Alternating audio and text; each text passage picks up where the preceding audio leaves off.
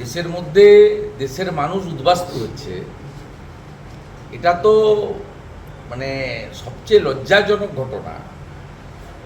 ইউক্রেনের ঘটনায় পোল্যান্ডে গিয়ে লোক আশ্রয় নিয়েছিল, এটা দু দেশের ঘটনা ঘটলে ঘটে, কিন্তু দেশের মধ্যে মানুষ হচ্ছে। হ্যাঁ, 21-এ বিজেপির লক্ষাধিক কর্মী শেল্টারে গেছিল, আসামে ক্যাম্প করে থেকেছে।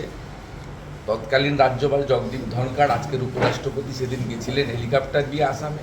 আসাম সরকার খাইয়েছিল, রেখেছিল। কিন্তু এবারে যেটা হচ্ছে, কারা এই যে পলায়ন, হাজারখানিক লোক যে পলায়ন করেছে, মানে ক্যাম্পে গেছে, বাকি তো আত্মীয় স্বজনের বাড়িতে, হিন্দু যেখানে বেশি আছে প্রাণ নিয়ে অনেকেই পালিয়েছেন, সে সংখ্যা আমি জানি না, কারণ ইন্টারনেট বন্ধ, সব খবর সবাই পাচ্ছেন না, ঢুকতেও তো দিচ্ছে না, 163 করে রেখেছে। সেক্ষেত্রে এদের মধ্যে তো তৃণমূলের ভোটারও আছে।